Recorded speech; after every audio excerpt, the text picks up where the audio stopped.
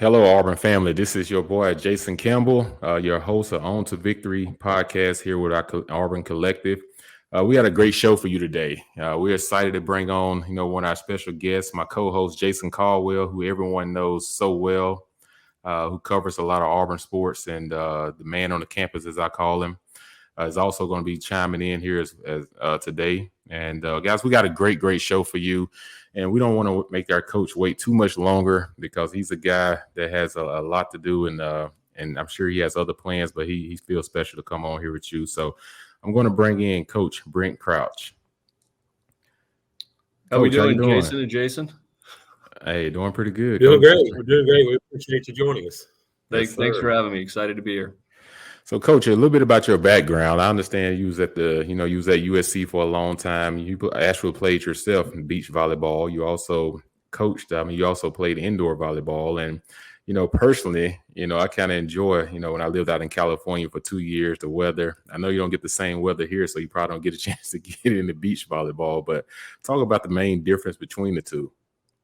Yeah, mostly when you're besides the surface, right? When you're in the beach, you're on the sand, and obviously on the hard court when you're inside. But you're playing on the beach, you've got two players typically, so it's 2 versus 2.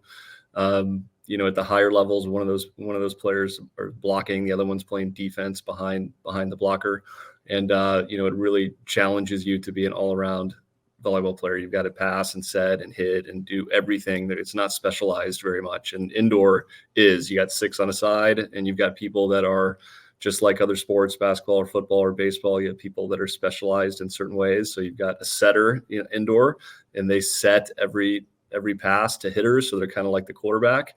You got people that just play in the back row, and they don't need to be real big and tall at the net blocking. And so they're passing and digging, attacks from the other side. And so, it's a lot more specialized. The indoor game is, because you're on a hard court and you're not dealing with wind and you're not dealing with sun, it's faster and more powerful. But when you're out there in the sand watching these athletes, it's pretty impressive. It's hard to walk down the beach, much less run and jump and do all those skills. But it's a little bit more physically demanding and makes you kind of more of a general kind of volleyball player when you're playing in the sand. Yeah, I always wanted to play beach volleyball. I always thought it looked fun, especially when, you watching it on TV. But unfortunately, it was in our contracts that we couldn't do that. Yeah. Anything. So I always wanted to know if I would be at the net or I would be the guy in the back. But, just speaking real quick, Coach, in 2020, you was hired to Auburn. And, coming from West Coast to East Coast, just talk about what made you want to make that move to come to Auburn. Yeah, well, it was kind of a lot of reasons that headed in the kind of the same direction. And maybe I'll start kind of general and then get a little specific. So kind of generally, volleyball, it has been a huge sport on the West Coast, but it is migrating its way from the West to the East. And so, the best players in the country now, of course, there's good ones you can recruit in California, but the best ones now are Texas, Midwest, Florida. Atlanta's got some unbelievable players. North Carolina's coming along, Kentucky, these areas. So the center of gravity has kind of moved a little bit. And you're looking at national championships for the last few years. Kentucky in the SEC has been there, right? Nebraska, Wisconsin, Texas last year. So the volleyball has become really national in a way that it wasn't when I first started coaching. When I was first coaching, you wanted to play high level volleyball, you wanted to coach high level volleyball, you go to California. That's what you do. And that's what I did when I was in my early 20s.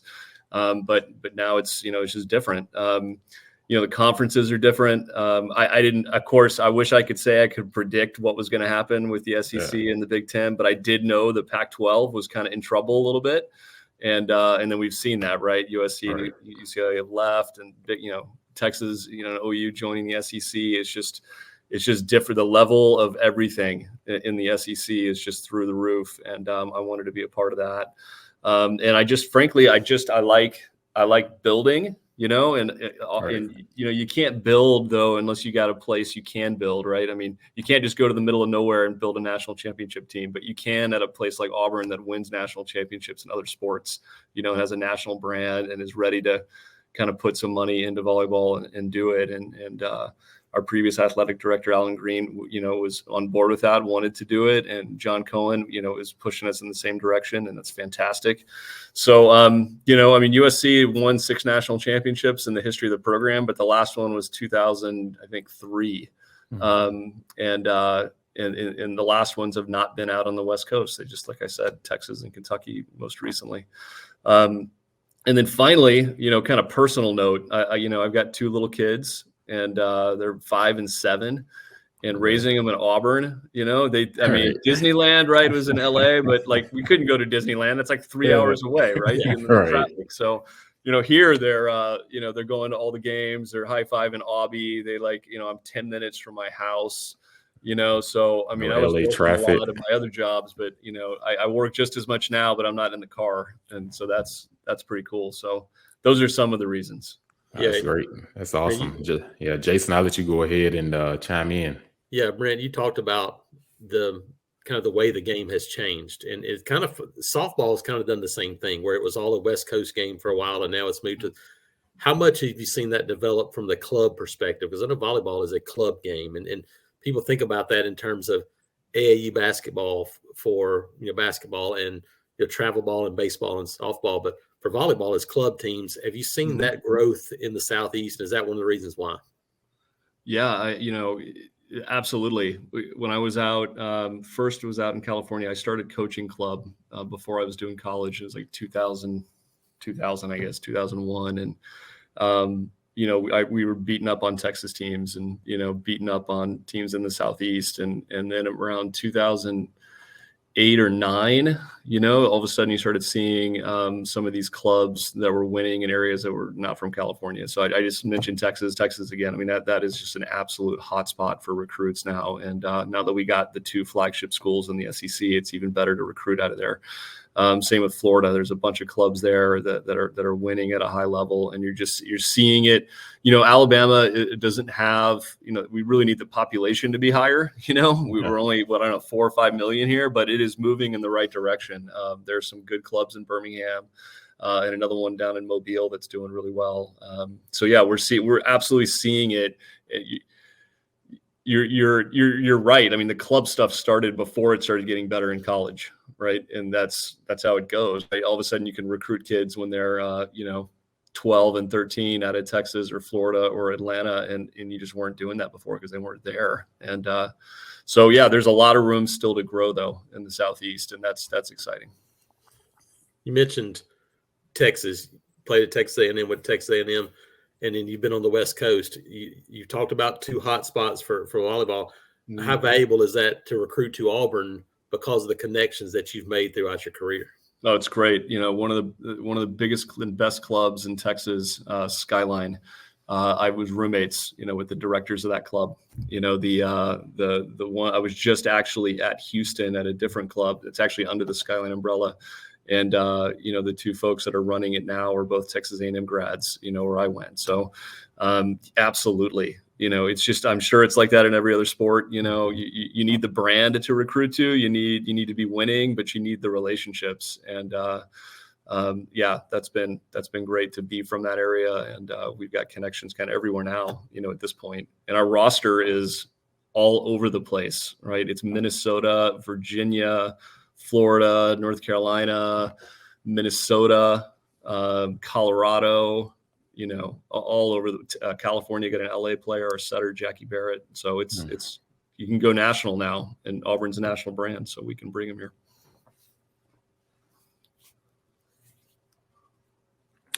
Yeah, I was also just saying, listening to you explain, like the variety of players that come from all over the U.S. Like you said, our Auburn brand is kind of, it's taking off a little bit, and that's kind of like in every sport right now. And you was talking about your kids being able to be here in Auburn and not have to sit on the 405 traffic for a long time. You can sit on there for 2-3 hours if there's an accident or something. So I understand. And like I said, Auburn is a special place. And, just piggyback and just what we were talking about earlier, when you think about the SEC as a whole, like what's the biggest challenge you think you have to face this year?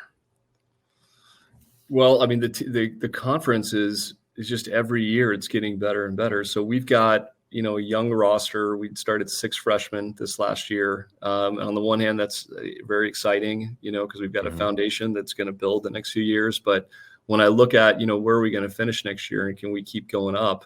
It's not like the other programs are staying still, or moving backwards, right? I mean, there's still kids out there that have extra eligibility from COVID. And we got a couple of those this year, a couple transfers. Kyla Swanson is one. Bella Bell from Kentucky is one, that have both finished their undergrad coming from Illinois and Kentucky. Really, really good volleyball programs coming here. But, Tennessee's loading up on those same players too, right? Yeah. Georgia's getting some of those kids. Florida got some. So the depth is crazy, and I think it's going to keep going that way. 10 years ago when I was still, I don't know, maybe it's 12, and I was still an assistant coach, I was at St. Mary's College in California, and they got a pretty good basketball program. They're doing okay in the tournament right now, and they had and still do have a good volleyball program. But back when I was there, it certainly wasn't me as an assistant coach why they were so great, but they were top 25, and that's you're just not seeing that at mid majors anymore. In volleyball, it's becoming all the Power Fives are getting the best recruits now. And when I was at University of Portland, my first head coaching job, we came down and went to Mississippi State for a preseason tournament and beat everybody there, including Mississippi State. All right. I mean, there's 4,000 students that go to University of Portland in the Pacific Northwest. We came down and beat everybody, and that's not happening now. It's just not. There's no one in the league that isn't really, really good, and I expect all the teams to be in the top 75, top 60 RPI this year. We had 7 teams in the tournament last year, the SEC. I think it's just going to keep going that way. So we just got to keep up recruiting, and I don't know, viewers probably or listeners probably don't know exactly what scholarships look like for volleyball, but basketball's got, they start 5 players and then maybe they've got a rotation that gets down to 9 or 10, but maybe 8, on when you're in the tournament. And then I think they've got 15 scholarships for women's volleyball. We start 6, actually 7. There's 6 on the court, but there's one that's called a libero, and they can kind of go in and out freely as a defensive sub. So there's 7 that are playing all the time. And then typically there's 2 or 3 that are also in the rotation. So we're at 9 or 10 that are playing every match, and we have 12 scholarships. Right. So it's really difficult to get the depth that you need, and to recruit at this level. And, the stuff that's going on with the collective here at NIL, I mean, that's an area that can help all the sports, but volleyball too. But we've got to keep recruiting at a really high level. And until Alabama volleyball gets to the right place, we got to go out of the state. We've got 1 player coming in from Alabama. We have none on the roster right now. We have 1 coming in 2024, and that's it. And so it's all out of state and dealing with out of state tuition and things like that. So that's the biggest thing, right? It's like that in every sport though, right? You got to get players, man. You got to get, all the coaches are good, but you got to get players. But I like how you was talking about the scholarship standpoint. So in volleyball, it's not full scholarships. It is so full. Okay. It is full. So when you give those out, you can maybe give the one thing you can do. So if somebody's on a scholarship for a year, it's 100%. All right. Okay. But they may not have every year at 100%. But if they're not at 100%, they're at 0 for that year. Oh. There's no in between. So all in is great, but if we don't have enough and we can only give somebody 2 out of the 4 years or 1 out of the 4, it's gone after that. Okay. And so that piece makes it, we have 12 scholarships, but you can't have 12 players on a team. It's impossible. Yeah. Right? It's not enough. Like you need like 16 or 17.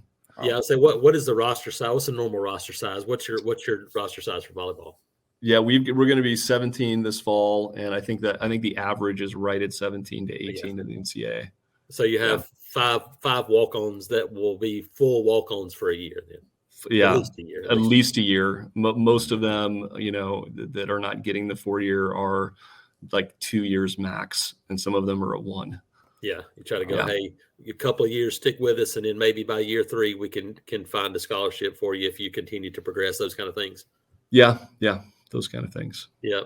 How much did last season especially change the perception for recruits by going to the NCAA tournament, winning a match, pushing a top seed to the limit. How much have you seen that change the perception on the recruiting trail already? Well, I mean, you saw the first cash in of that with the 3 transfers that we got in December. Okay, so we added 3 players. Already mentioned 2, Kyla Swanson from Illinois, starting middle for them, and they're a top 50 team. They're going to the tournament most of the years, and they were Sweet 16, I think, a year ago. Kentucky, right? Yes. We got the middle who started and won the national championship. Now, those kids are not coming to Auburn if we are not competitive. And they, of course, Bella Bell knew because she saw the program going in the right way. We were playing in the same conference and competing, and she actually she loved Auburn as an undergrad or as a high school student. Really? But the program wasn't at the level, where she could really go there. And, so she chose Kentucky because the volleyball was at the right place, but she always wanted to be at Auburn. And then now, right, we're good. And she's like, let's go. I got another year. Actually, she has 2 years of eligibility. So She's coming for 2. Kyla actually was at the Creighton match. She lives nearby in Nebraska, and Illinois got bounced a little bit before us. And so she came over. We had talked to her on the phone a little bit when she went in the portal, and came and watched the match. And, she was on a visit the next week. So, and then Peyton Dunn is the setter, started at Oklahoma. And same thing, right? She saw what we did in the tournament and saw that, we got a great video team here, and they're getting the word out and all that stuff. And so that paid off on the transfer portal. And then we're going to find out what happens June 15th when we're able to contact the younger players. But already just the conversations with, clubs and recruiting coordinators,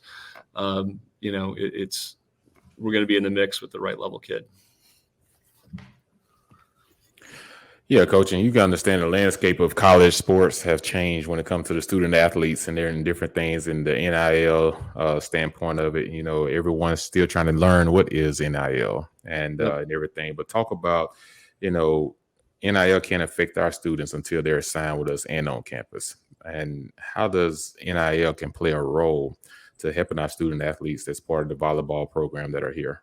Yeah, well, some of them come in, already having made deals for their name, image, and likeness, right? And, before, right, they came in and then they had to quit all of it. I remember having discussions with, some of the players that had, huge social media followings. Volleyball, kind of lends itself, to modeling a little bit. So there's players that have modeling contracts before they get to school, and then they end up having to they can't do that stuff anymore. Mm-hmm. So we don't have to have those uncomfortable conversations anymore. Like, hey, come play, and then give up, the money that you're making here and so on. So that's great. All right. Now, but the further piece is as they get better and they have people reaching out, that's awesome for them. But in terms of what I look at it from like a general manager standpoint as a coach, there's basically 2, and I'm sure it's similar for most sports, but the high level kid, they're getting their 4-year offer, and then they're expecting to make money through NIL, and that's usually coming through the collective or something else at a school that they're going to. And I can't verify anything because no one actually shares any of this, but for the blue chippers in volleyball, I'm hearing 5 and 6 figures for NIL deals for them. When they're signing, and they are absolutely asking about it. When I'm talking to them, the first time I'm on the phone, June 15th is when I can contact players heading into their junior year. They're talking about it, and their parents are asking about it. They're asking about the collective. They're asking about what are players kind of making, what kind of deals look like for them, and they're for sure comparing. So the blue chippers are comparing that stuff, but the other group is the group that I kind of have mentioned already, the ones that are not on full scholarships. And that piece is more important. It's more important. 12 scholarships. That sounds like a lot full, 12 full scholarships. It's not when you're playing 9 or 10 people. You need 17. 12 players. If you only have 12 players, you can barely scrimmage and practice, because you need 6 on one side, 6 on the other. There are no subs, right, at all. If anybody's hurt for a day, you're no longer playing 6-6, 6 on 6. You can't. You need 17 to even have like a functioning practice at the right level. And you're asking kids to come and pay their own way. And if they are good enough to be here at Auburn and be in our gym, that means they're good enough for a full scholarship someplace else. They're just not good enough for a full scholarship here at Auburn, or maybe we just don't have enough because we're stuck at 12, Right. So these are kids that are coming here and want to help the program, push forward, but they're doing it on their own dime. And because 99.9% of them are outside of Alabama, they're dealing with, really high tuition costs. And that reduces the pool even further of people that we can recruit here. So, if we had 18 scholarships, this would be a non-issue, right? I'd just be talking about the blue chippers and but I'm talking about the kids that are like, these are good kids that are out there playing for us, and we're going the tournament, and they're paying their own way. Yeah. And those are ones that I really, they're getting a little money now, but we really need some help there. Yeah, and that's where NIL can bridge that gap a little bit, where you're talking about. You said you'd like to have 18. Well, through NIL, you might be able to get close to 18 if that money comes through and somebody that's a walk-on gets that NIL help. You're right. Then that opens the door for kids that you wouldn't have been able to get otherwise. Absolutely, 100%. Yeah. Well, Coach, we appreciate your time. Jason, I don't know if you have anything else you want to ask, Coach. Yeah, we're good. That was good stuff. Hopefully people enjoy it. I know I did. Okay. Well, Coach, we appreciate your time, because that was great, educating everyone about the volleyball program and the scholarships, that you only get 12 scholarships, and how some kids have to wait until their junior year before they can even get a full scholarship. So I don't think a lot of people knew that, and including myself a little bit. So we thank you for your time and everything. So subscribers, fans, continue to support our programs. You see here, you heard it from Coach first, why it's important to get involved and stay involved. So let's continue to support our student athletes and stay in a competitive environment. So, Coach, thank you for all you do. I wish you much success in the future, and War Eagle. Thanks a lot, guys. Appreciate being here with you, and so grateful for what On to Victory and all this, the folks that are donating to that and subscribing to it. Appreciate the work they're doing, and we're gonna keep building winners here at Auburn. So, War Eagle. War Eagle, Coach. War Eagle, this is John Cohen, and I fully endorse On to Victory and its mission to support our student athletes. Let's all do our part and join On to Victory today. War Eagle. All right, Auburn fans, you just heard from Coach Brent Crouch talking about the volleyball team and, the expectations that it takes to win in the SEC, and the 12 scholarships that only you get as a volleyball, in volleyball, and, the need to be able to one day to get more scholarships, but how health comes into this. So, subscribers continue to support us, continue to help us out as we continue to move along. And like I said, I promise you a great show today. Guys, we got the new athletic director. I know his schedule is full from top to bottom, and I've had the opportunity to meet him personally. What a great guy, what a great get for Auburn. He's been a guy that's been part of the SEC at Mississippi State, and you saw what he done with that program there, especially with those baseball facilities and everything. And we're happy to have him at Auburn. And let's not make him wait any much longer, Jason. I know we're ready to chime in, and we got 3 JCs today, so we'll bring in Mr. John Cohen. Hey, how we doing, fellas? We're doing great. Doing great. JC times 3. You gotta love it. That's it. That's good. I think this got to be a first. Yeah, it got to be a first. 3 JCs. I don't think you get that often, but one of us on here is younger than the rest of us. All I know, I don't know which one that is. That could be Caldwell. That could be you, Mr. Cohen. They tell me I'm getting gray in my beard now. They say that youth is wasted on the young. So that's it. Or you're only as young as you feel. Either way, I don't know how that works either. Sometimes. All right. Well, Mr. Cohen, we appreciate your time, and we know you have a busy schedule, and just talk about being part of the SEC for years, and now coming over to Auburn, and what do you see in Auburn? What do you like about it? And I understand there's some improvements coming with the facilities in the future. Just talk about the state of the Auburn program right now. Well, I've been a part of the Southeastern Conference since I was fortunate enough to play baseball in it many years ago. And in fact, we're just about to put a statue in the ground here of the great Frank Thomas, who I had the great fortune of playing against. And he was every bit as good as what you might think he was. He was a phenomenal player. And, of course, really the only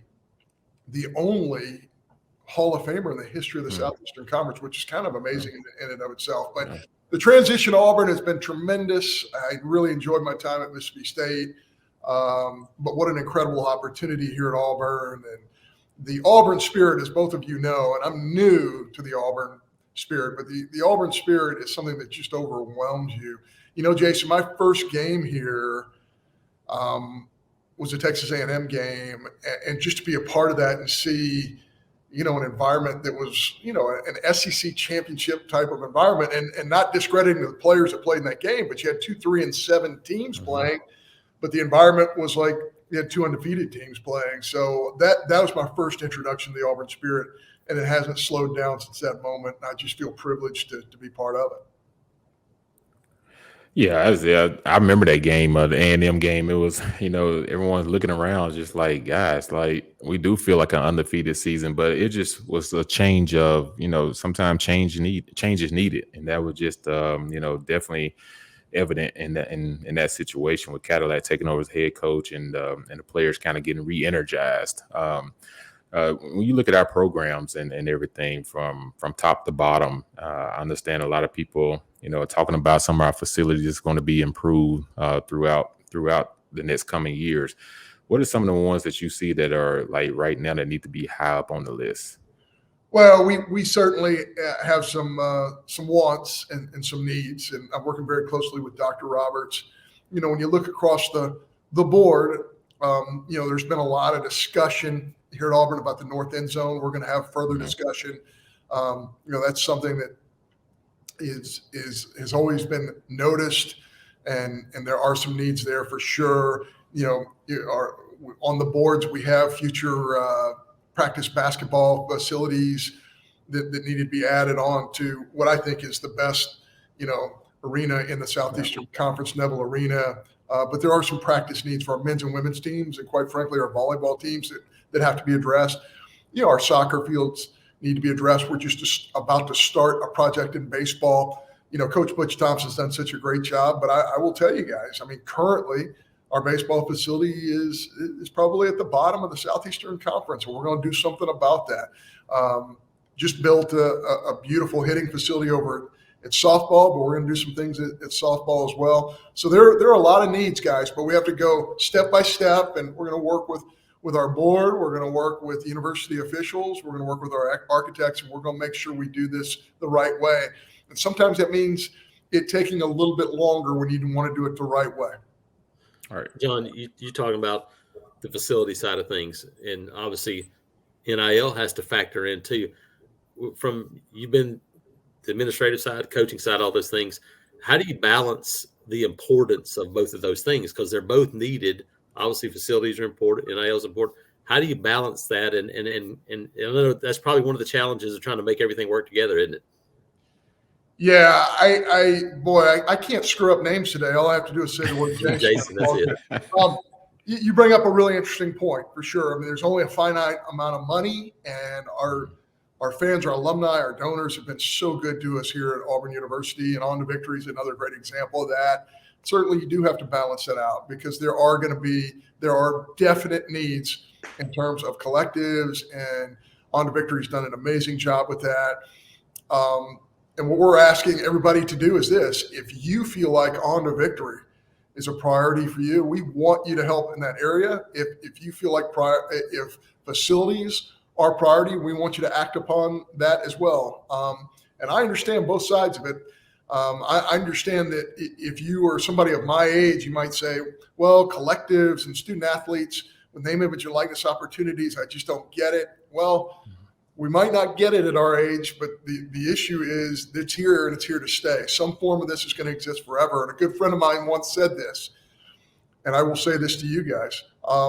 It's never going to be the way it used to be. Jason, when you played, it's never going to be the way it was when you played. But that doesn't mean it has to be exactly the way it is now. Right. And Jason Caldwell, we were talking about this a little bit earlier, and I mean this. What we are all looking for is a standard, right? So in football, you got to go 10 yards to get a first down. Well, right now we're getting answers, from the NCAA and the memo form saying, 8.5 or 13. First down might be 9.9. It might be 11 tomorrow. We need a standard for what we can and can't do for the wonderful people that are supporting our collective, because quite frankly, we can't do it without you. Yeah, no doubt about that. And like I said, change is always going to come. And like I said, the older players, we always, even in the NFL and even in college, you come back, you see the locker room, you see the facility that the football program has now. I tell everybody, I said, man, we were staying in the backyard woods compared to where these guys stand at now. They're the Four Seasons. And but that's what you want from your programs. You want to see the next generation have better. And I think the NIL perspective, it was just kind of dropped on everybody like really quick, with no parameters and, like you said, no standards around it. And, people are still trying to figure out what is NIL and how does it fit into our student athletes. Can you just talk a little bit more about like, how do you see it right now and where it's possibly going?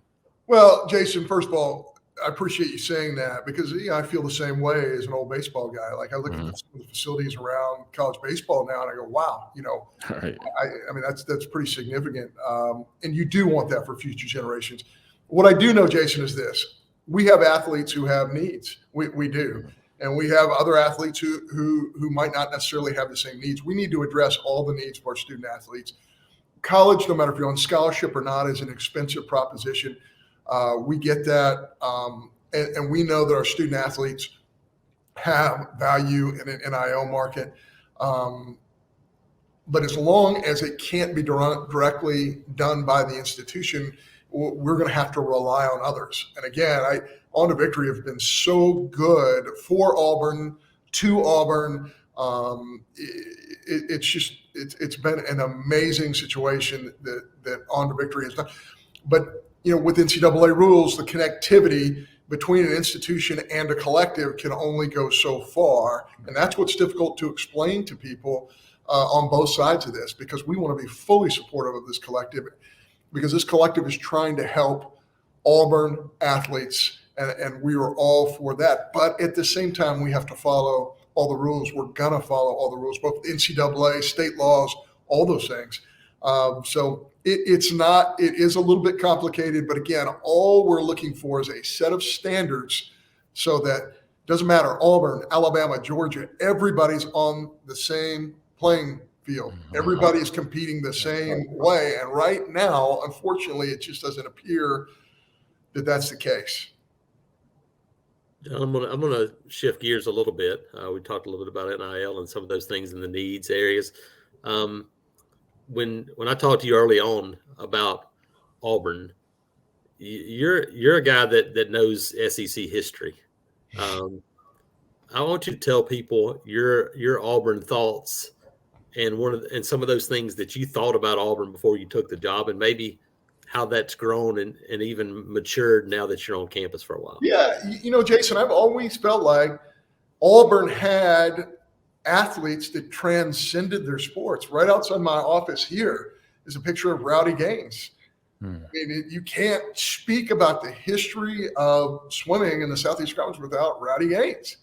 You can't speak about the history of athletics in the Southeast Conference without Bo Jackson. You can't talk about baseball without the Big Hurt, Frank Thomas. You can't talk about the history of this league in women's basketball without talking about Ruthie Bolton.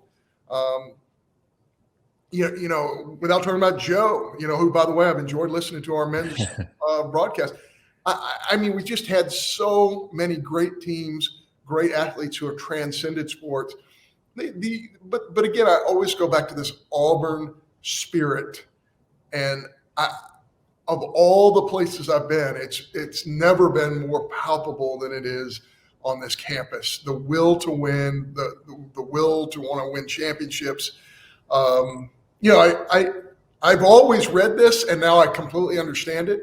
In all these surveys, and what do surveys know? I don't know. Are they accurate? Are they not? I don't know. But Auburn has been listed as, the student body at Auburn is the happiest student body in America. Wow. And we just came off a cycle where 48,000 1,000 plus students applied to Auburn University, by far and away the most in the state of Alabama. This is a special place, and it's not a secret anymore. I think maybe at one point, even when I was in school, Auburn was a little bit of a secret in terms of the academic traditions on this campus and the athletic. No more. I don't think it's a secret anymore. And all you have to do is walk into any airport in this country with something like this here. And, somebody's going to give you a war eagle because we got folks out there. It's just a wonderful environment to be in. Yeah, I was just piggyback off that. My brother actually went to Mississippi State, so I used to go up there and watch him play when he was there from '94 to '98, and everything. So, like I say, you being involved in the SEC, you know a lot about all the SEC programs, and that's why I always tell people I say it's not that I just support SEC. I support it because I feel a part of it for all the programs, because when you compete against each other, it doesn't matter. You're always competing, but it's in a good way. When you think about the rule changes, like Jason was saying, changing format from NIL to different questions, there are some rules that's probably going to be changed this year when it comes to NCAA football. And they're talking about the clock, and they're talking about trying to shorten the game. Where are we at with that right now? Yeah, just a lot of good narratives. There's a football rules committee that oversees that. There's a football oversight committee as well. So there's several governing bodies that do a great job with the sport of football. I will say this, in my sport of baseball, I'm fortunate enough to be the Division I chair of the baseball committee. Baseball needed to speed up. I'm just not convinced football does. Here's why. You go to a football game, it's an event. You know that it's going to take a while. And I know they've talked about speeding up the games where in an incomplete pass, as soon as they mark the football, they keep running clock. I get some of that, but at the same time, I don't see fans leaving football games because they feel like they're too long. I don't see people turning the channel because they feel like the football game's too long. So this is just one man's opinion. You only play 12 games in a regular season, and we only play 7 home games. It's viewed as an event. Everybody knows it's going to be, in terms of tailgating, everything else, it's going to be an all-day event. I don't see that there are time issues in the sport of football. Now other sports, I will say there are, like baseball, there are real issues. And by the way, so far, an average Division I baseball game is 20 minutes faster this year than it was just a year ago. So we've made some real improvement there. But Jason, I don't know how you feel about it, but I just feel like football, at least in terms of the rules and timing, I think we're in a good place right now. I don't think it's broken. Yeah, I agree. I totally agree. When I read the rules where it's talking about an incomplete pass and the clock keeps going, I was just like, that's going to shorten your play calls at least 15 or 20 a game, depending on what kind of offense you run. And then it kind of takes away from the narrative of football. We always talk about this. It seems like every year there's 5 to 7 rule changes. And people, when you find out that you know football, you just don't know as much as you thought you knew because there's another rule change. And I agree with you. I think the games are not as long as people think they are. I think you'll miss out on the concept if you make that type of rule change. I think you're going to hurt the game more than helping the game, because in those situations, I understand once you get below 2 minutes, they're kind of treated like the NFL. I understand some of those rules and different things. So yes, I do agree with you on all those points and everything, but hopefully they don't make too many changes because I don't want the football game to always be just changing. I know we're trying to evolve the game, but some things need to stay the same. Yeah, it's different too between taking time away between and changing the actual game. When you run the clock after an incomplete pass, that changes that you've changed the game. In baseball, they've just sped the game up between plays and between situations. Those are completely different things. So yeah, I agree. I think there's ways to do it without changing the physical way the game's played. Well, also both Jasons, we got, a really good baseball team at the college level is going to play 70 baseball games. 70 baseball games that are taking 3 hours. That's a challenge for the future of the game itself. When you're only playing 12 total and 7 of them are at home, I just don't see this as something that's broken. I will say this. I've spoken to some television people, they do like the 3-hour window, the 2 hour and 30-minute to 3 hour window for football. And they believe that this would get it back into that window. But again, I don't see many people, especially in our neck of the woods in the deep south, I don't see many folks turning off college football games because they feel like it's too long. All right. And I say this too, we have Texas and Oklahoma that's coming to the conference here soon. And you look at basketball, Texas is a 2 seed in basketball. Oklahoma has been a good basketball program over the years. We know what they bring football wise. From an SEC as a whole, I know this is going to be a very, very competitive because both of those teams are really good in baseball. So how do you feel with these two teams coming in, what it's going to do for the SEC as a whole and nationally TV wise? Well, nobody in our part of the world's been to the College World Series more than Texas. And Oklahoma played for a national championship against Ole Miss last year. When you really break it down, what do they add? How about women's basketball of Oklahoma and Texas? How about men's basketball? Obviously, the football traditions are pretty darn obvious. Every sport, golf, tennis, every one of their sports are really good. But I will say this, when I was at Mississippi State, people would say, my goodness, now you're going to have to compete against Oklahoma. Now you're going to have to keep competing against Texas. Well, okay, what's the difference? When I was at Mississippi State, what's the difference between those guys in Auburn? What's the difference between those guys in LSU? What's the difference between those guys in Alabama or Georgia? It's everybody in this league is good. And the thing I love about adding those 2 schools is that you're just making the league stronger. From year to year, certain teams might be really good or they might not be as good. You're just adding 2 teams that have the capability of being good a large portion of the time. So, anything that strengthens the brand of the Southeastern Conference to me is a really a positive move forward. Yeah, you're talking about those sports. We didn't mention softball, where Oklahoma's and Texas are probably 2 of the top 10 programs in the country perennially and played each other in College World Series. Oklahoma won a national championship in gymnastics last year. I mean, the list goes on and on. While we're on that subject, John, schedule has been a big deal. The SEC just talked about in some of the other sports scheduling, in a baseball and softball, it's 2 permanent opponents kind of rotating. Football still to be determined.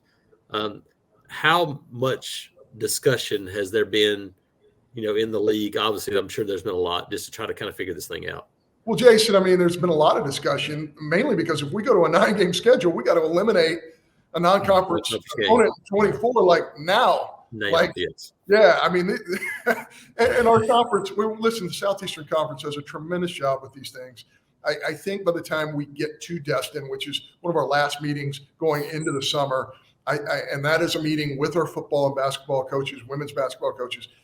When we get to that level, I think we will know if we were playing an 8 or 9 game schedule. But again, with a 9-game schedule, all of a sudden you have an imbalanced schedule. You're playing 4 at home, 5 on the road, or 5 at home, and 4 on the road. So there's going to be a competitive disadvantage for some people right out of the gates. You might also have some games that you would have to play 2 years in a row on the road in the same place.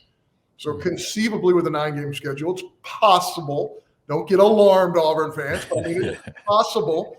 Maybe Auburn has to play Georgia on the road 2 years in a row because it's an imbalanced schedule. And there's going to have to be some of that just to work it out. You're dealing with an odd number of games. It's almost, an imperative. It's got to happen. So I see merits to an 8-game schedule for a variety of reasons. The SEC certainly has not had a problem producing national champions and teams competing for national championships with an 8-game schedule. But I also see the positive of a 9-game schedule. Obviously, with a 9-game schedule, it's better inventory for television folks that cover us, ESPN and CBS.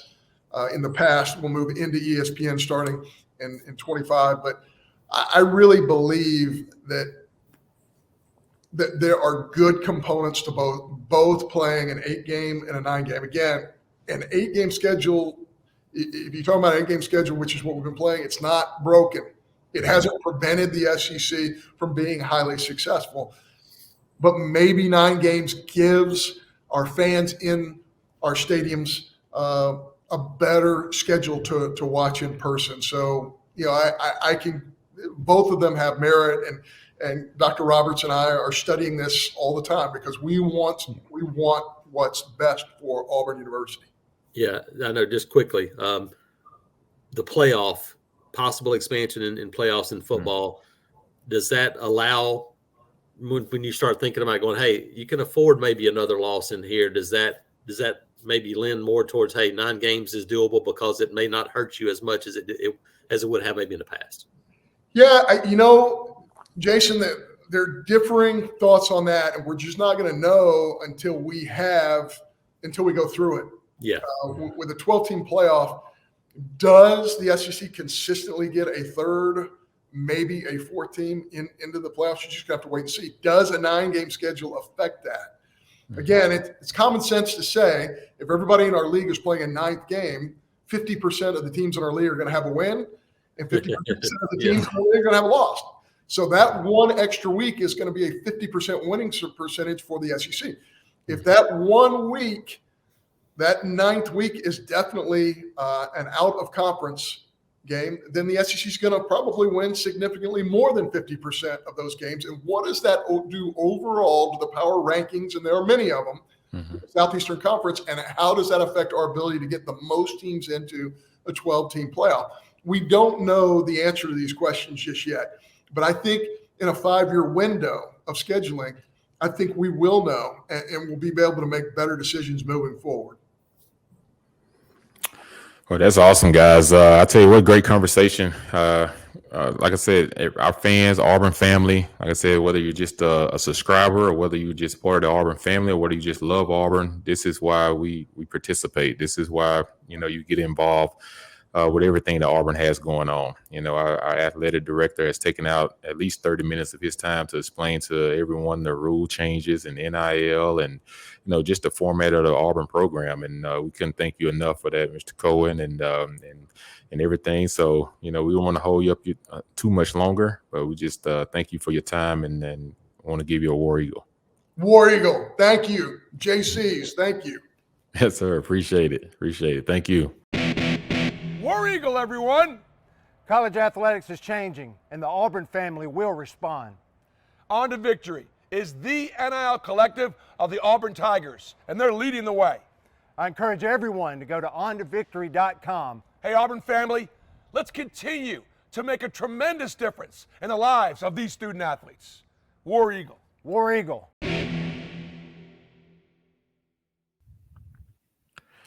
Okay, Auburn family, you just heard from our athletic director, John Cohen. What a great interview. What great insight about what's going on the plains and also the rule changes in college football and baseball and just the dynamics of the entire platform that's making a lot of noise this offseason. So, you don't want to continue. You don't want to miss out. So continue to check in on our episodes and just see who our next guest is going to be. And right now, speaking of that, Jason Caldwell, we got a special young man that's about to come on. He's a transfer. I think he's gonna do some big things for our program. I expect a big year from him. He's a big target, and I think Coach Freeze is excited, and him and Coach Montgomery, and how they're going to utilize him in this offense. So let's make him wait no longer. Let's bring in Rivaldo Fairweather. Hey, Rivaldo, how you doing? what's up? I'm doing good. Doing good. I see you, man. I see you. So you've been out there at Pro Day today. Tell us a little bit about what you saw. Yeah, I'm just taking it all in right now because soon I'll be out there. But seeing Cam Newton was kind of fascinating too because he was out there spitting it.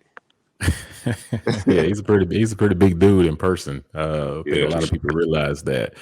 But Rivaldo, talk about, man. You was recruited here. You a transfer that came in. Y'all are in spring ball and came really quick.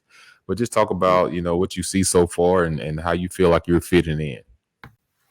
Yeah, it was really a blessing to be recruited by Auburn because I used to grow up watching Auburn all the time too. But coming here, seeing like the way they practice is very different. It's very organized. It's very competitive. Everyone on the team is good, and it's just great work. Yeah. I also know that you was a basketball player in high school. I was a basketball player in high school, and actually it was my favorite sport. You Yes, know, a lot of sir. people don't know that I was, on the Matt Donald's list as well. I didn't make the final 22, but I was around like 27, 28 from being able to play in the game. But, you're a guy that, very athletic, can maneuver all over the field. Just think about within this offense, how do you feel like you're going to fit in this year? I feel like I fit in great with the plan that Coach Freeze and Coach Monty has with the offense they're putting together, but that they've put together is really great. I feel like I'm being utilized well in the 8 practices we had so far, and I'll be a great addition to this offense. For you, what's been the biggest adjustment coming into this offense from what you guys did at Florida International? I know there's a lot of RPO heavy and things y'all are trying to learn. What's been the biggest adjustment for you in learning this new offense? The biggest adjustment is probably the tempo of it. It's more faster, and but we did some similar like fast stuff at FIU, but here it's like more faster, more tempo. It's like more different like route concepts and different ways like they utilize the tight end in this offense. It's just I love this offense, man. This is the best offense I've played in my whole college career. So we talked to Luke Deal recently, and he talked about how the tight ends are in the route tree. You guys are running routes and all the routes everybody doing. How valuable is that as a tight end that has hopes of the NFL down the road, that you guys are actually running routes and doing things just like wide receivers do? It's great. It's great. We get to showcase our talent that we can run routes just like wide receivers can, and that we have good route running, and we just be a great addition to this offense. It's different, but the way we utilize the way they utilize us is different because everyone can be at like any spot on the field. It's not like we're always attached to the ball or we're always off the ball. We can line up on the outside in the slot, number 2. Like we can line up all over the field. So it's very great. Yeah, and I would say, Rivaldo, the main thing too is, just being able to have some type of chemistry with your quarterbacks. Like, I'm not going to ask you to talk about who's getting reps or whatever, but what's the continuity like when you're having to go with 3 different quarterbacks of trying to find that rhythm as a pass catcher? I'm kind of used to it because in my past I worked with a lot of quarterbacks. So, but it's just I like every quarterback has the mindset they're going to come in and work and they're competing. And it's gonna be a show. We're gonna see which one comes out of the starting job, but it's good working with the quarterbacks. I really like it. They're very competitive and coachable. Rivaldo, what has life been like at Auburn for you now? I guess it's been 3.5 months or so. Within December, pretty quick when Hugh Freeze comes on board and you make that decision. What's life been like now that you've been at Auburn for 3 months? Life's been great. I love Auburn community because I never really been a part of like a college town like football team before, and like the culture of like Auburn and like everything is about Auburn football. Everywhere you go, everywhere I walk around, I got to get used to saying War Eagle back to the people that I walk past, because like when I wear my Auburn gear and stuff, like they'll be like War Eagle, but sometimes I forget. But I gotta get on top of that though. But it's really great, man. Like going to class, like you see everyone wearing Auburn football stuff, and it's just everyone's friendly, and it's just like everyone just inviting you with open arms. Yeah, you might well get used to saying War Eagle, because after you score that first touchdown of yours this season, everyone's going to know who you are. You're a big 6'6" guy. You got you that's 6'6". You got Landon King is what, 6'5", 6'6". Then you got Nick Martiner who's 6'5", and then you also have, am I missing one? You got yourself. So you guys have pretty big guy outside too. Yeah, so I think Bruce Pearl might come over there and snag a few of you guys off the team and put you on the basketball court and everything. Right. But Rivaldo, talk about real quickly about NIL, On to Victory, our collective, what NIL, means for you and how it helps you guys as student athletes. Yeah, NIL, it's just a blessing from God because a lot of people, like when they were in college, like back in days, I know you was in college, you never had like NIL and stuff. So like us now, we're being able to take care of our families, take care of our younger siblings, and also take care of ourselves while we're in college. Not only like with like the fancy stuff, but like treating our bodies, like eating right, like making sure that we're all doing the right thing, and like especially helping our families one of the main things because me I come from a single home with a single mom. My father passed away when I was younger, so being able to help my mom in the household and take care of my sisters and stuff, give them money to go to school and stuff is really I'm really thankful for that. So the NIL on the Victory is really a blessing for me. Yeah. So, JC, you have anything you want to add? Yeah, I didn't going to go back to football for a second. For people that haven't seen you, tell Auburn fans what you bring to the table and what they might see on the field this fall. Well, Auburn fans, you'll see a great playmaker, an athletic tight end, one that y'all probably haven't seen before. But stay tuned for the show. I'm not going to say too much. I just wanted to show on the field.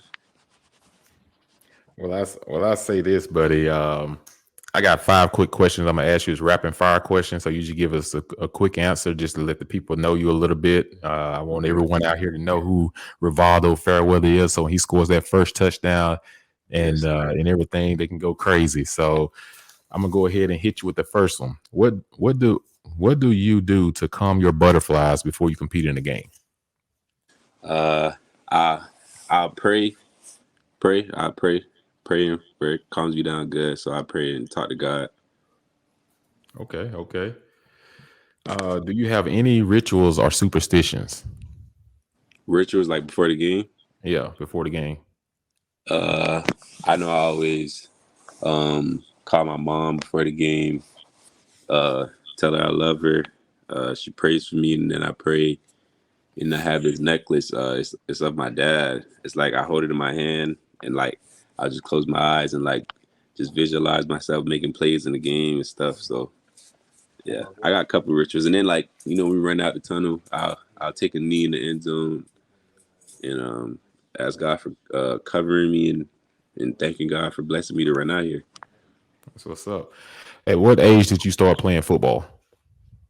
I started playing football my junior year of high school because I was always a basketball player.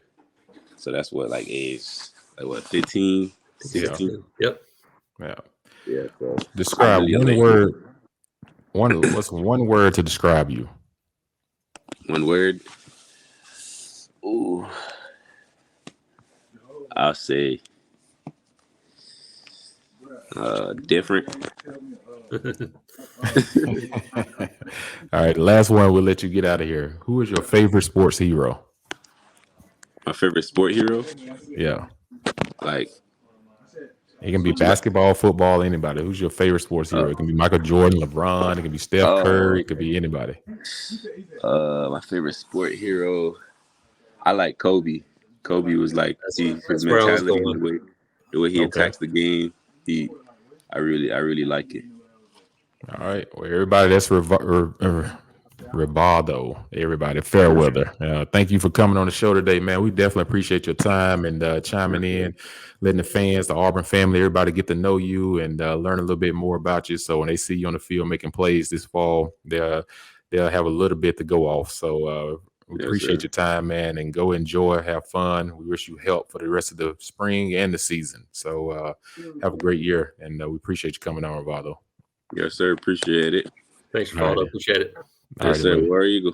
War Eagle. This is John Cohen, and I fully endorse On to Victory and its mission to support our student athletes. Let's all do our part and join On to Victory today.